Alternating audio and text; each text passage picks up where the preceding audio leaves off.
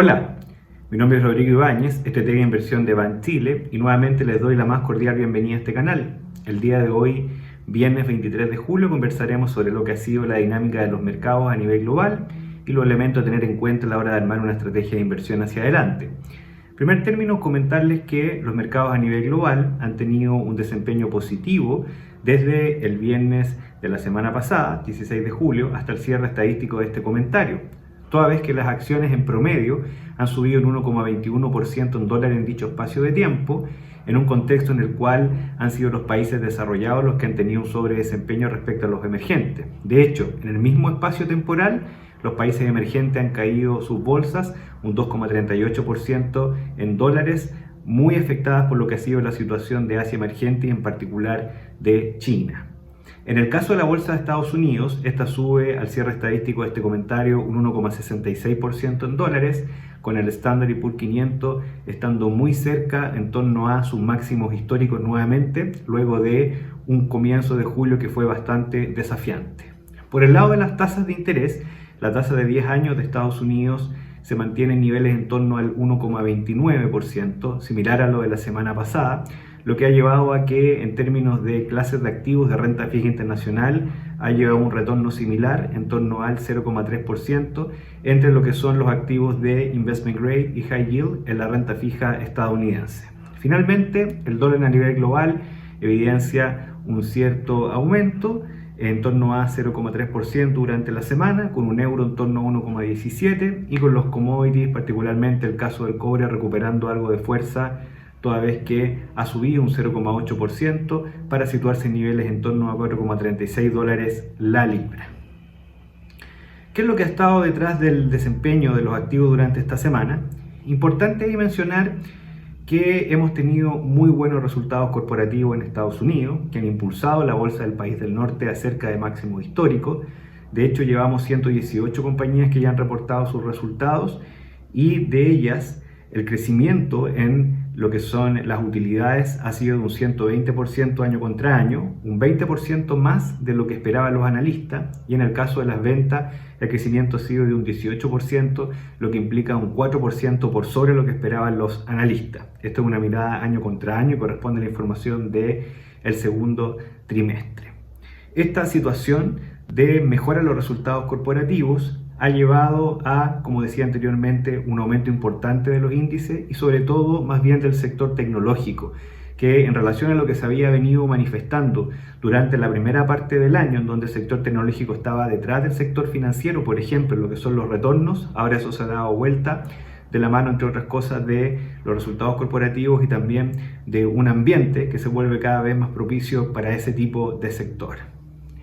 Y esto lo decimos ¿por qué? Porque cuando miramos lo que ha sido la evolución de las expectativas manufactureras y de servicio, que anticipan lo que va a pasar con la economía global en los próximos 6 meses, vemos que en un país como en Estados Unidos, estas se han ido moderando. De hecho, el día en la mañana se publicaron las pre-expectativas PMI para el país del norte, que alcanzaron un valor de 59,7 en términos compuestos, es decir, considerando tanto el sector de servicios como la manufactura, en circunstancias que el mes anterior ese mismo número había sido 63,7. Sigue siendo un número bueno, porque está sobre los 50 puntos, pero muestra una cierta desaceleración. En el caso de Europa, la misma cifra se mantuvo en torno a los 60 puntos, con una leve sorpresa por sobre lo que esperaban los analistas. Pero agregando los países desarrollados y sobre todo dado lo que ha pasado en Estados Unidos, ya se ve una cierta desaceleración que hemos comentado en comentarios anteriores, valga la redundancia, y esa desaceleración a nivel global que se empieza ya a plasmar es consistente con un sobredesempeño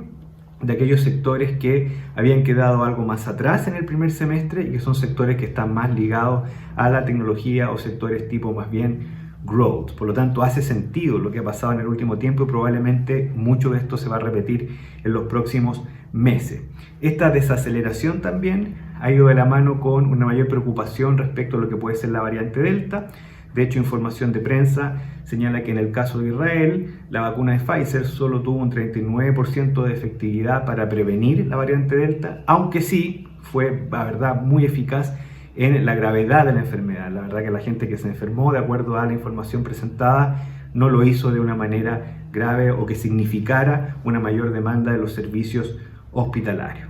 Finalmente, también es importante decir que durante la semana hemos tenido una caída muy fuerte de los mercados emergentes, particularmente de Asia emergente, que ha caído un 2,18%, y esto muy impulsado por lo que ha pasado con China. Más que tener noticias macroeconómicas o de mercado muy débiles en el caso de China, lo que ha pasado es información más bien relacionada con la regulación y la amenaza que hoy día enfrenta la compañía Didi de tener sanciones luego de su apertura a bolsa en Estados Unidos. Eso ha generado un cierto nerviosismo en los agentes y le ha afectado negativamente a todo el sector más bien growth o tecnológico en China, que tiene un porcentaje más o menos importante en sus índices.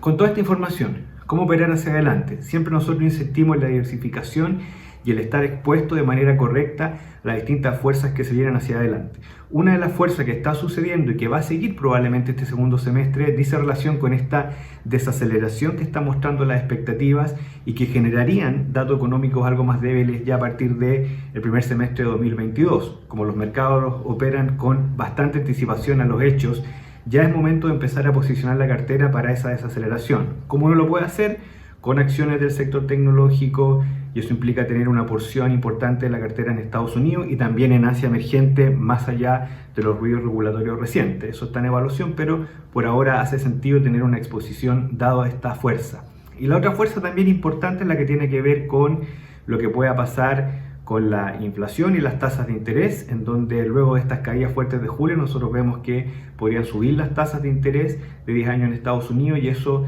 es favorable fundamentalmente para los activos de renta fija high yield. Y todo esto hay que tenerlo complementado con algunos activos que todavía se benefician de aquellos lugares donde todavía queda algo de recuperación, y ahí aparece como alternativa las acciones de Latinoamérica y algo también las acciones de Europa. Con ese conjunto a nivel global uno puede estar bien posicionado para lo que vemos que van a ser las principales fuerzas de este segundo semestre, bastante desafiante y también bastante volátil en términos de lo que puede pasar semana a semana. No obstante, vemos que en la renta variable de todas maneras hay más valor que en la renta fija como clase de activo y la seguimos manteniendo sobreponderada en consecuencia.